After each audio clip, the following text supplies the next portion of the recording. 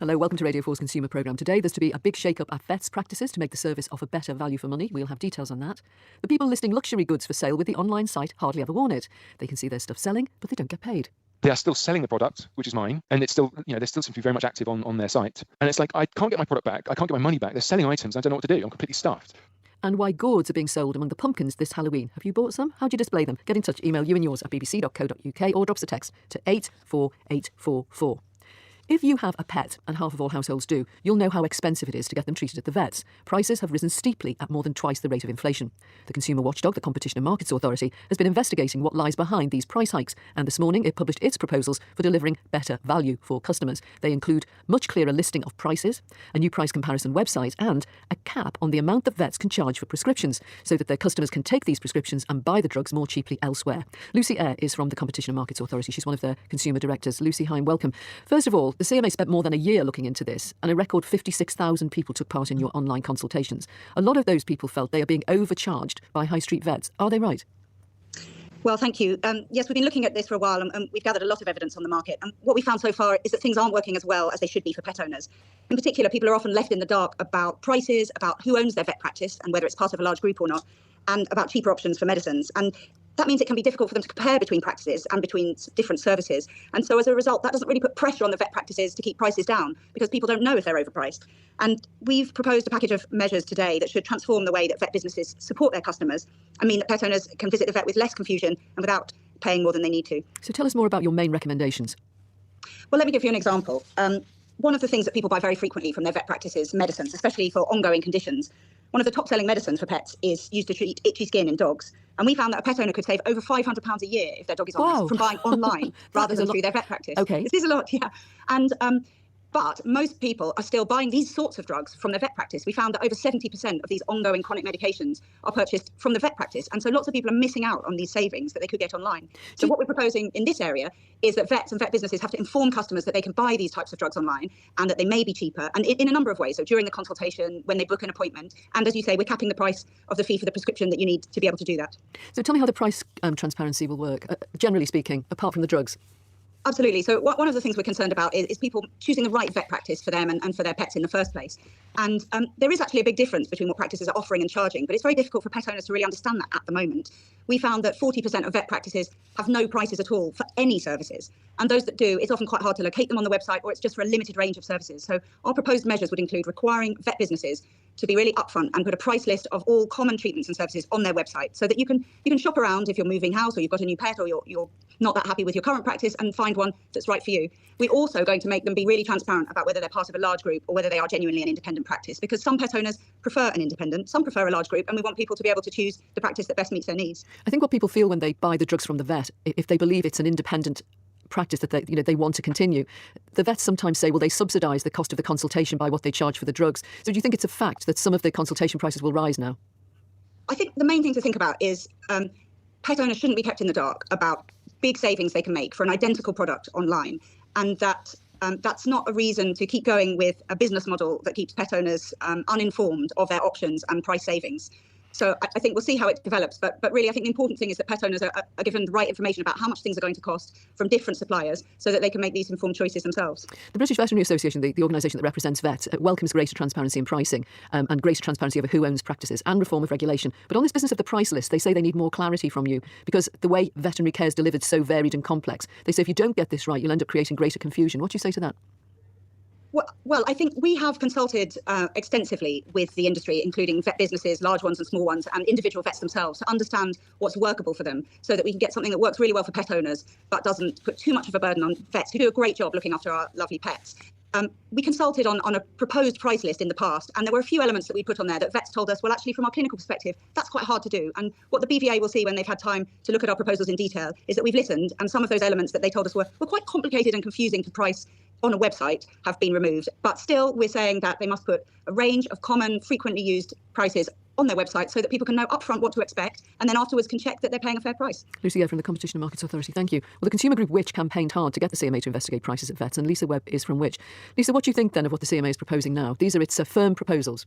Yeah, and I think we support an awful lot of what we're seeing here. It just really underscores the need for clarity and transparency. Consumers have been telling us for years that they're incredibly frustrated with the veterinary system and actually that they're losing confidence in it. And a lot of that is down to the fact that these same big six companies now own over 60% of the practices. And that lack of competition in the market means that prices have skyrocketed and consumers know it. They feel it in their bones. You know, this is not about the individual vet. A lot of consumers really love their vet. They have a lot of respect for their vet and they're very grateful for them. But these big conglomerates that seem to be driving the prices up are causing a real issue within the sector because it's losing trust. You know, prices rose by 63% between 2016 and 2023. That's compared to just 32% increase in general inflation over the same period. And that is largely down to these big vet practices pushing prices up. So I think it's really important that what the CMA has put down on paper today is implemented as quickly as possible. I was going to ask you about that. It goes out to a final consultation. When actually will these changes come in? You know, when will you be able to log onto your vet's website and see a comprehensive price list and then go and compare it with some other place?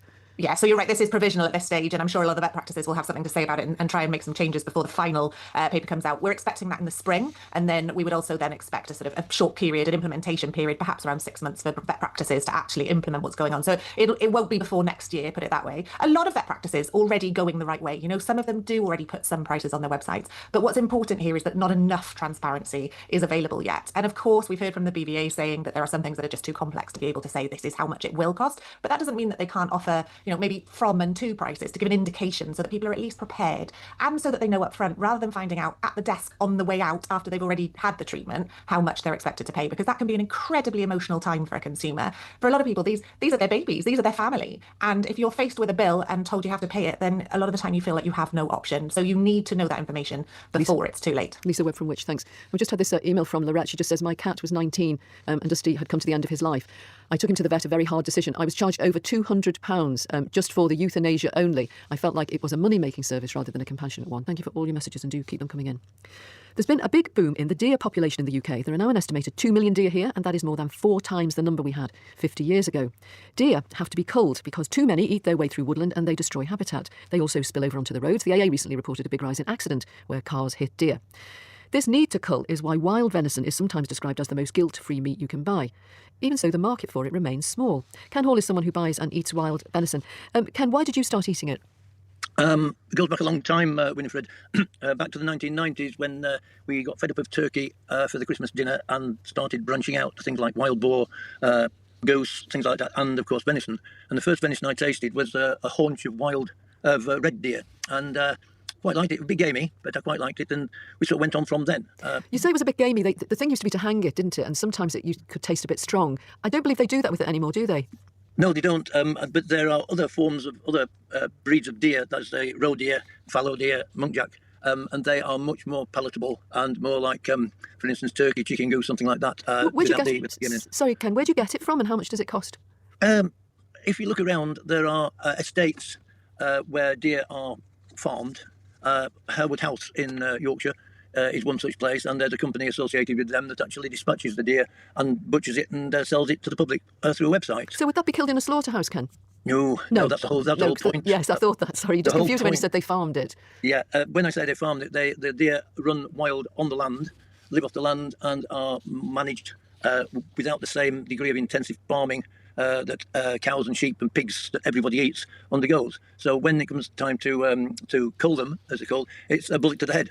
They never even know that this happens, and it's by far the most humane way of dispatching any animal than taking it through a long journey in a cattle truck and then taking it to a slaughterhouse and having it standing about and then going through the process. Ken, how do you cook with it then, and how do you find it tastes when it's at its best? Oh well, it's very mild. We can also get venison from our local supermarket, the cheaper ones, and we're actually having venison tonight. 2 slices that were cut about 6 ounces each. That's about 300 grams. Is it? No, it's not. It's about 200. Anyway, never mind. Your maths is as good as mine. I'm too old. I'm still in pounds and ounces. But it's grilled. It can be roasted. It can be cooked like a stew. You can even turn them into hamburgers, and venison hamburgers or venison burgers are very nice. So it's just a matter of eating it very mild. Yeah, thanks so much. Robert Gooch is from the Wild Meat Company, and it sells all kinds of game and organic meat online. And Charles Smith-Jones is from the British Deer Society. Charles, why do you think the deer population's grown so rapidly in the UK? Well, good morning. the deer population in this country really started to resurge after the two world wars. There was a lot of forestry replanting, which created the habitat they liked. On top of that, they're not being managed as firmly as they ought to be, so numbers are growing. There's a lot of peri-urban development going on out there. And of course, there are more people, more traffic around. We have a growing human population, and the deer are being pushed out elsewhere. Who culls them, generally speaking? We heard Ken say that he buys from an estate where the deer are shot as part of a sort of organised cull. They never go near a slaughterhouse. Who generally does that? It's a mixture of professional deer cullers who may be employed by landowners to do the job on the ground. There may be people who do it on a more recreational basis, but do it just as well because we do have a good training system in this country for deer stalkers to make sure that it's done efficiently, humanely, and with respect. What happens at the moment with the carcasses, Charles? How much of the deer is eaten and how much of it's wasted? There should be very little wasted of the deer. By the time you put a deer through the processing system, there's very little left beyond actually the skin and bone. There are better cuts, as we heard earlier, like the haunch cuts, the saddle cuts, which are the prime venison. But even the lesser cuts can be turned into sausages, burgers, which are absolutely delicious.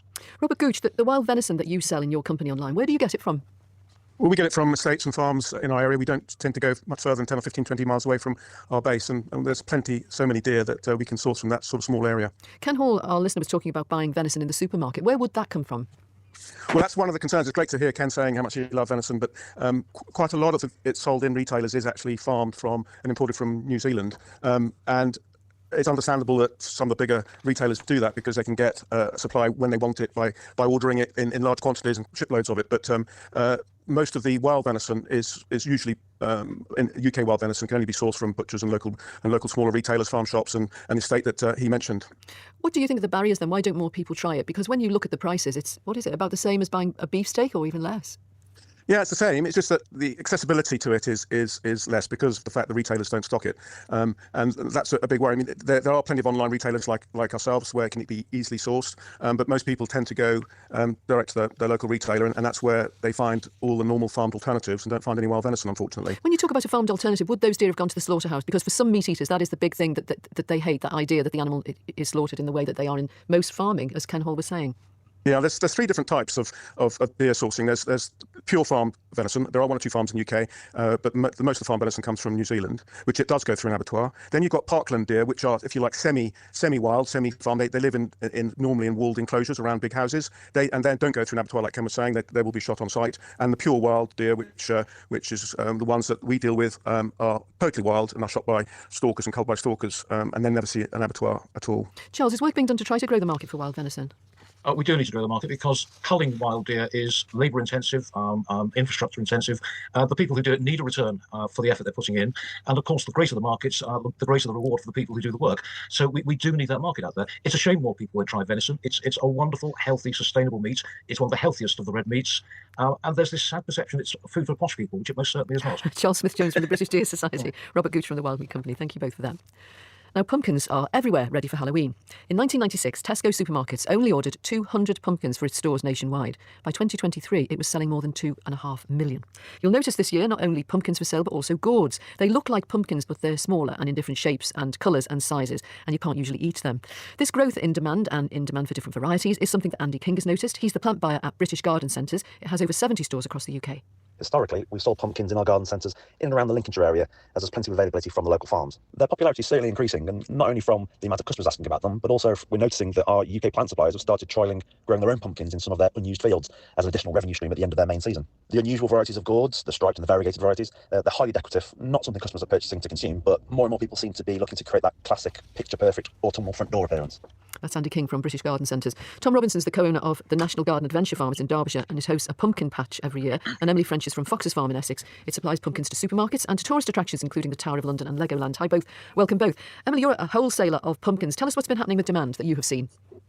Yes, I would agree with that comment, actually, that pumpkins has really become an autumnal activity. So it's not just something that people do on Halloween anymore. People like the experience of going to a pumpkin patch to go and pick all the different varieties, the different colours, like you say, the different gourds that are in funny shapes and sizes and look fantastic.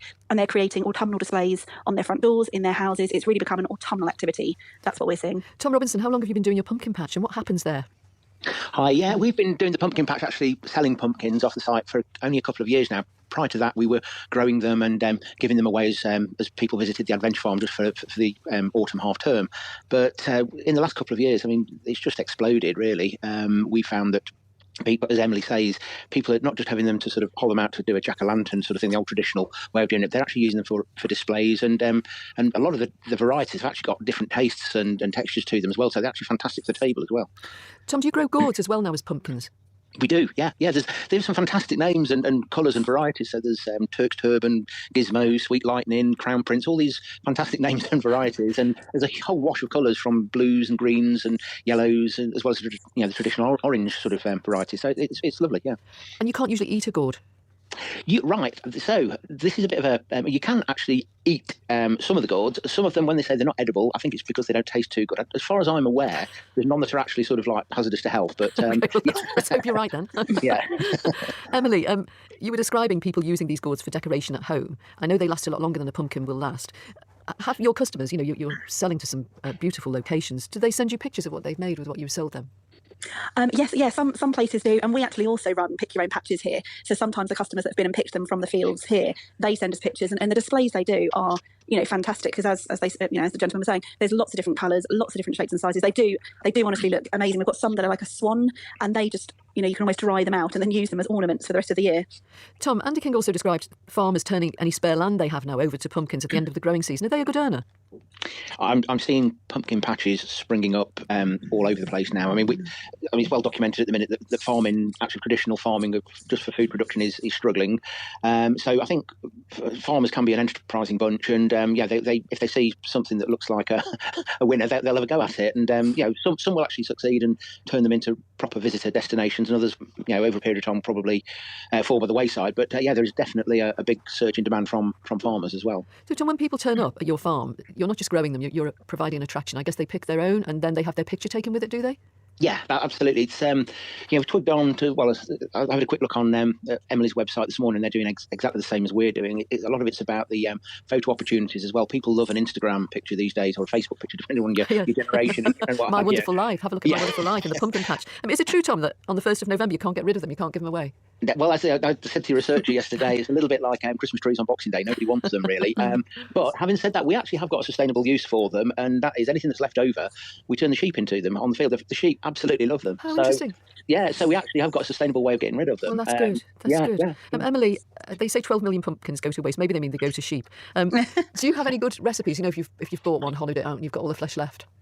Yes, so we use them all the time in our house. Pumpkin soup, pumpkin cake, and actually similar to what Tom was saying about the gourds, that you can eat them. Some of them, sometimes I think it's because they're so fiddly that actually the medium-sized pumpkins are better to cook with, just because they're going to take you less time, shall I say. But my easiest recipe is just to shove it in the oven in half and crisp it up and then turn it into the soup. So it's roasted pumpkin, pre-making a puree. And what do you put in the soup with it? Just on its own? I just put in stock and a bit of cream and normal seasoning. It's easy but delicious. It's good with roasted red pepper as well, I think. Yes, and we have some that are called an onion squash, and if you have them, you don't actually need to put the onions in, because the flavour of the squash is so oniony. Sounds wonderful. Emily French from Fox's Farm, Tom Robinson from the National Garden Adventure Farm. Thank you both for that. Now, an award-winning website where people can sell expensive luxury goods second-hand is being criticised for not paying sellers, even though the buyers have paid for the goods and the buyers have had them. The website, Hardly Ever Worn It, is still allowing sales to go on, despite owing some sellers thousands of pounds and some sellers taking legal action to try to get this money back. Our reporter Shari Val has been looking into it. Shari, for those people who've never been on it, and I hadn't looked at it until this morning, tell us more about Hardly Ever Worn It. I'll tell you what, my eyes are out on stalks about what it sells. Hardly Ever Worn It, or Huey, is a very well-known platform in the luxury markets, and you'll see it crop up in fashion magazines and on the internet, and it's a place to list and sell second-hand luxury items like clothes and shoes, but not just clothes and shoes, bags, watches and jewellery. So, for example, there are Rolex watches and Cartier watches for sale, and there are bags by Louis Vuitton and Chanel, and I had a look this morning. Here you are, Winifred. A Burberry olive green trench coat with a shearling collar is for sale for £550, but new, it would have cost £2,100. And there's this Alexander McQueen bomber jacket, which has never been worn, it says on the listing, £530. It's a snip, because the original price was £2,570. It's a very well-established website, right? Yeah, oh gosh, it's been around for about 15 years. A lot of people aspire to luxury goods, but of course they can't afford them at those kinds of prices. They can't afford them new. So lots of people want to buy, and lots of people want to sell, like James. Now, James lives in London, and he works in luxury fashion. And he's been on Hardly Ever Worn It for a few years now, and he's been selling quite happily. I might buy something that I thought was really cool at the time, like a suit or a jacket. And, like a lot of things in fashion, it's transient and it's no longer cool. So it might be time to resell it. So I had accumulated all this as old products from years of sort of buying luxury fashion, and I had to move house. So I was, I want some extra cash. So I've begun using the site. The site offers various levels of services. So you can have a service where, like eBay works, you take care of the post and packaging, you send it. And if you use that method, you get more of the value of it. I went for the VIP service. And the VIP service means that they come and pick it up for you, they sell it, and if it's under £1,000, which most items are, they take 40% of the profit. 40% of the profit seems like a lot. Yeah, but think about what you get for your 40% profit, because that means Huey, or Hardly Ever Worn It, does all the work. If you go for the cheaper option, Hardly Ever Worn It will take 18%. Now, that VIP service that he mentioned worked for James. He says he made about £7,000 over the last few years from selling his clothes. So what's gone wrong? Well, in James's case, he hasn't been paid since last December. Now, for a while, he wasn't too worried. He thought the money would eventually come. Everything was fine until about April, because in April I'd made a big decision to get rid of some items that I really cherish, but I need the money. I have a wedding in India, so I wanted some extra money because I can't really afford to go there. So I put together a great selection of clothes and I sent them off to Hardly Ever Worn It. What they also on the website is they'll show you when you've been paid. They have a little section and it says details of payout record, total payout, and when it was paid at. So for example, I've got two that I can think of off the top of my head. One was 7th of February 2025, saying it was £1,200, and another one in 14th of April 2025, which was £1,100. But you did not receive either of those payments? They never went into my account, no. And just clear, they now owe me just over £5,000. So, Shari, James's items have been sold, Yeah. and the website lists him as having been paid for those items, but he hasn't been sent this money. Yeah, that's exactly it. They've been sold. He, they say, has been paid, and But he he says, hasn't. no, I haven't. What did he do next? Well, he got in touch with Hardly Ever Worn It, and he asked for his money for what had been sold on the website, and he asked also for what remained of his stuff to be sent back to him. So I've told them, do not sell my items. I want them all back, all my stock, all my clothes and my jewellery. And I calculated that the price of all those items was about £10,000. And this went on throughout June, right into August, and I still wasn't getting any money. I still had about 20 items of stock with them, which they continue to sell. They're still selling right now. So every 20 emails I send, I get one reply saying, so sorry, this is a mistake on our part. We're looking into this now. You should be paid next week. And more importantly, that all your items will be returned to you. They have not got back my payments. They have not given me any of my products back. They are refusing to take any emails, text messages, calls. They are still selling the product, which is mine, and it's still, they still seem to be very much active on their site. And it's like, I can't get my product back. I can't get my money back. They're selling items. I don't know what to do. I'm completely stuffed. Not great. Not a VIP service, really, is it? No. And James isn't the only one. His experience is being echoed by dozens and dozens of complaints online by other sellers. And we've had listeners get in touch with us who sell on the site asking if we could help them. Now, they all say the same thing. Their items are being sold, but the money isn't being sent to them. Now, Anne is one of those listeners, and she lives and works in Dubai, where she runs a media company. And she told me she's been lucky enough to receive a few luxury gifts over the last several years, not necessarily to her taste. So she decided to sell them with Hardly Ever Worn It. I didn't really want to sell any of the gifts that had been given to me locally because I was really worried someone might see. So I came across Hardly Ever Worn It. I had a few items of clothing that were a bit big for me because I've lost a bit of weight. Also, quite an expensive, almost new handbag that my husband had bought me, but I hadn't used. The handbag was a white colour Bottega Veneta sardine bag. It's a real kind of statement piece, a real fashion bag. I think that it originally cost my husband around £3,000 and they were going to sell it for around £2,000. So in March this year, when Anne was visiting London to see her mum, she brought all her items for sale with her and signed up to use that VIP service with Hardly Ever Worn It. And she saw everything go up on the website, including the sardine handbag from her husband. I put 15 items in. Altogether, they sold 13 items. I kept checking the website. It was quite exciting because at the beginning, when I saw a couple of things had sold, it was like, oh, this is great. And, I was working out how much money that I'd have to come through. And I did wonder why the money wasn't coming through. I can see that the items are sold on the Hardly Ever Worn It website, but they never credited any money to my account. So that was at the end of March that Anne handed over her stuff. And like James, the items are listed in her account as sold, but no money was sent to her account. And she's owed around £3,000. And in June, she started to chase up and emailed everybody. And she was promised payment, but still nothing. So when Anne came back to the UK a few months later, she went to visit Hardly Ever Worn It at their offices in London. And she spoke to a woman there. And said to her, by the way, I haven't received any of my money. And she said, oh, I'm really sorry. We've had a delay in the payments. Please don't worry. It'll be with you in the next couple of days. And this kind of continued throughout my stay in London. I was in London for 4 weeks and I kept contacting them and they said, oh, we're really sorry. There's been a delay. I'm sorry. The money will be with you soon. By the time I came back to Dubai, I think I'd realised there was definitely something up and something else going on. And Anne searched online and she found a Facebook group that had set up by other sellers who hadn't been paid. She's been contacted by about 20 other people. And so she started taking legal action. In August, I sent a statutory demand for payment through and within a couple of hours received an email back from the CEO saying, oh my goodness, we're so sorry. There's been a real backlog in payments. I'd really like to sincerely apologise. You'll have your payment within 48 hours. Did you? No. So I didn't receive anything. I followed up. She was emailing back to me for about a week, backwards and forwards. I'm really sorry. I will sort this out. I've spoken to the payment department. So I felt like things were moving and, the payment was going to come through, but it didn't. It didn't. And after that, just a couple of weeks ago, Anne took Hardly Ever Worn It to the county court, where a judge ruled in her favour and told the company to pay her. She's not alone in that either. I've found 7 people have succeeded in getting county court judgments against Hardly Ever Limited, and the most recent claim was on September the 23rd, just a few weeks ago, and it's for £27,000. Now, several others are for lower amounts, but they still haven't been paid for months. Now, I've looked at their most recent published accounts, which go up to February of last year, and they owed the tax people, HMRC, £250,000 at that time. Wow. They appear to be in trouble. They've halved their workforce from 21 employees to 11 last year, and they seem to be in significant debt. Now, it's not very encouraging for people like James, who we heard from at the start, and he's just started on that legal process. He's issued a statutory demand, which is a legal letter saying, pay up now or we'll wind the company up, and he hasn't had a response. But meanwhile, he's watching his stuff being sold and none of the money coming to him. I had real plans for this money, and it's completely messed up my accounts. This wedding that I really want to go to, where I'm the best man in India, I can't do that at the moment because I was banking on this. And I just want my stuff back. At the moment, they're holding on to 20 items, which keeps going down as they sell it. And they're making money from products I can't get back off them. It's just abhorrent, and I can't stand it. And it's so frustrating to be completely ignored and have nothing. It seems to have no power whatsoever to do.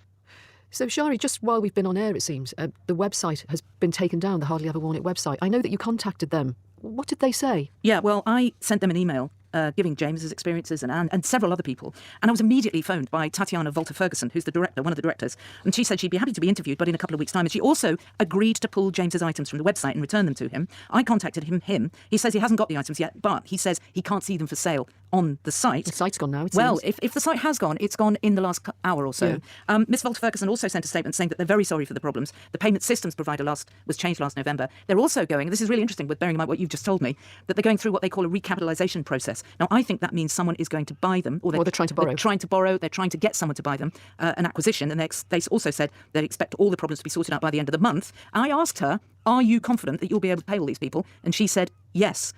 Well, Shari, obviously it's a developing situation, and we'll keep reporting on it. Thanks so much for looking into it. Now, would you consider future flood-proofing your home? The government and the insurance industry wants more of us to do that. 1 in 6 properties in the UK is now at risk of flooding. It's because of climate change. It's only expected to get worse. Just to give you an idea, a serious flood from the River Trent in Nottinghamshire, where the water would come to your waist, used to happen roughly every 50 years. Now it's happening every 10 years. This more frequent serious flooding started around 20 years ago, and for years after that, people whose homes flooded were priced out of insurance. Then the insurers and the government got together and they set up a special fund to cover these people. It's called Flood Re. This week, Flood Re is touring the UK with a mobile exhibition of what's available to reduce flood damage. Kelly Osler-Coyle from Flood Re showed me around the exhibition this morning alongside Mary Long-Dono. She's a community consultant who advises people whose homes have flooded. She's also known as Flood Mary. Her own home in Worcestershire flooded starting in 2000. We began by looking at a loo with a little balloon in it and a coil of bright blue piping sticking up from the loo bowl. I can pump this one up for you. Yeah, I see the balloon just gets bigger and fills the whole space. So in this toilet, we have what's called a toilet bung. It looks like a small deflated balloon and it has a tube coming out of it. What you do is, if you know that floodwaters are coming and you might be flooded, you put it down into your toilet and then inflate it with a pump. If you didn't have a toilet bung, these are about £40. What you could do is use a small deflated football, child's football, and that would be a really cheap alternative to stopping sewage backing up out of your toilet. So this loo with the balloon thing in it is on a wall called Build Back Better. Above the loo are non-return valves. Now, the thing that people describe when their home is flooded, one of the most distressing things, the most difficult things to repair, is that sewage comes into your home. So how do these valves work? Maybe Mary could tell me this, because I know you have had that horrible experience. I have indeed, and that's why I'm quite so passionate at travelling into communities to show people what they can do to better protect their homes. We've got a very sophisticated, over here, it's a non-return valve for that will be fitted into a manhole. Now this is very good. Huge, it is huge. You'd have to get a plumber to do this. But if you've got prolonged flooding, for instance on the River Severn, the flood water will stay up for about a week. But if you can imagine, your wastewater would leave your home this way, all wastewater. But if it came back up, the valve on the other side would automatically stop and stop the flood water from going in. But there are simpler ones. For instance, this one here that I'm just pulling out now. Just describe that. That looks like it's called a push fit. It's a kind of rubber attachment, it is, yes. And then on the end of it, a little flap that lifts up that you can lift up with your hand. It's about 4 inches, and you would then literally push it into here, very simply, and the water would leave your house like that, but if the sewage came back up, it would not be allowed, because this would automatically shut and stop it. The other thing that people describe is that the water seems to rise up from the floor, I'm guessing from air bricks that are below floor level. You've got a whole display here of air bricks. What can you do with them? So we call these mostly smart bricks. You need to put them where your original bricks were, so have them fitted. And what happens is they work automatically. When the flood waters come, the water comes in and it's either got some balls that rises and closes or a flap that automatically goes down when the water hits it. And then that stops the water ingressing through your air bricks. And how much would that cost excluding labour? They're about £65. and we've also got a selection of air brick covers, and they start in the early 20s. But I must say I prefer the self-closing ones, because the equivalent of 5 builders' rubble sacks filled with water can get into one air brick every hour. And many homes have multiple air bricks. So you can imagine if you've got 5 or 6 air bricks, you can do the maths, that's an enormous amount of water. But I'm always very mindful of people that haven't got very much money, and at the moment we're all struggling. And I tested aluminium tape in a flood simulated testing tank, and not a drop went through. If you are flooded and you're facing the idea of trying to rebuild, sort your house out and mitigate this if it ever happens to you again, what should you do? Speak to your insurance company to begin with. If your insurer is with the Build Back Better scheme, you can have up to £10,000 extra on top of your normal flood claim cost to put these measures in to help in the future. What proportion of insurers are part of Build Back Better? It's around 75% of the market. When homes first started to flood in the UK, homes that had never flooded before, perhaps about, 15, 20 years ago, for many years there were a group of people who could not get insurance, and the government and the industry got together and created this insurer called Flood Re. Whenever we discuss it, listeners write to us and say that insurance itself isn't really affordable. What do you say to that? Well, affordability, obviously, it depends on your individual circumstance. But what Flood Re has done is taken the average flood insurance policy down from around £4,500 when we started 9 years ago to around £1,000 now. And that's including inflation costs. And the excess is a standard £250, no matter how many times you claim. That is Kelly Osler-Coyle from Flood Re speaking to me in the Floodmobile, they call it, that mobile exhibition that's touring the UK. That was this morning. Well, last year, Jay Cooper's house in Hitchin in Hertfordshire flooded after the River Purwell burst its banks. A year later, she's still not able to go back to her home. Jay, what happened then on the day of the flood? Hi, so we actually flooded twice in 1 week. So we had fire and emergency crew in the area on the morning of Monday, the 24th of September. And it was their quick sort of action meant that the floodwater didn't seem to rise into the properties because, as you mentioned in your previous segment, around the floodwater comes up through the floor, through air bricks, etc. So, however, on the Thursday night, the Friday, 26th, 27th, we must have had a different sort of incident commander because it meant that action wasn't taken as promptly as we all hoped. There's a hydraulic super pump they use, and it ended up meaning that water came into the property and we were evacuated on the Friday morning. We didn't have any flood alerts or warning because there is actually still at the moment no monitoring equipment in the River Purwell. What was the extent of the damage? It was pretty catastrophic. So our floorboards and joists were all removed. Our staircase was cracked and removed. All plaster on the walls had to be removed because it'd blown. Obviously, it was black water, as you say, so contaminated water. Gas and electric was turned off and condemned. It took over 2 months of us to dry and decontaminate before we could even begin reinstatement works. And is your insurer part of this Build Back Better scheme that we just heard Flood Re mention? No, they weren't part, and they still aren't part. So we have put some flood property resilience measures into the property, but that's come at our own cost. So tell us what sort of work you've had done then. So it was sort of individual things that you can do. So we've put a concrete floor in, we damp proof because then we've closed up all of our air bricks. We raised the floor level by a couple of inches, so we've raised all the lintels in the house for the doors. We raised our electrics slightly. But apart from that, there wasn't much else we could do because, a collective preventative measure would obviously be the first point of call for us because it didn't come in through the door. So you can put things like door shields and stuff on. But I think for the event that we had, it didn't come in through the doors, so it wouldn't have been effective. You must be very anxious, I suppose, now that it will happen again. Very, very anxious, especially the following months. There was a real, I'm not diagnosed with any sort of traumatic stress disorder, but, the sound of wind, if it sounded like rain, was really traumatic to us. Although chairing the committee, the Hitchin Flood Group, and putting in place our own property flood resilience measures has given us some hope and reassurance for the future. What does it cost you? Individually uninsured costs, I would say about £5,000, if not a bit more. And do you know what it's going to cost you to insure your home in the future? Yeah, so when we did look at Flood Re, but as you mentioned, it is actually quite a bit more expensive. It's double what our current insurance was offering us to reinsure with them. And I think it's brilliant that you can get insurance should you be flooded multiple times, which isn't something that I'd wish anyone to go through. But, we are lucky that we could get our current insurer to reinsure us. Do you have any idea when you'll be back in your home? We are hoping to be back in first week of November, so about 14 months after the actual event. And is there any plus side? I mean, I guess there must be people who get kind of new for old, and although it's a very traumatic event, they might end up with a better home than they began with. Is that the case for you? I think it could be, it's provided there is some additional work undertaken. So, as I mentioned around collective flood measures, you're quite restricted almost unless you've got the sort of money sitting there to do those things if you're not part of Build Back Better. But you can also do things that you probably wanted to do. However, my husband and I actually had already spent quite a lot of money on the property. It's our first home together. So we'd already spent quite a bit of money decorating, doing our garden. So it just seems a lot of that was not wasted, but it did feel really, really hard to see that go, in skips, essentially. We spoke to your council, Hertfordshire. They said that the flooding was caused by 3 intense periods of rainfall in very quick succession, and the already saturated ground, ran off into the river upstream and caused this flooding. And they also say, the Environment Agency say they're working with the council to try and reduce the risk of flooding in your area. And they say they've cleared blockages, they've cleared obstructing trees and vegetation, and they do routine maintenance. They just say everyone should always check their flood risk and sign up for free warnings on the on the gov.uk website. I guess you've done that now. You must be signed up. Were you signed up already? Yes, we've already signed up, but there is no, like I say, monitoring equipment for the River Purwell, despite it being identified as a potential flood risk in 20 years' worth of flood risk assessment reports.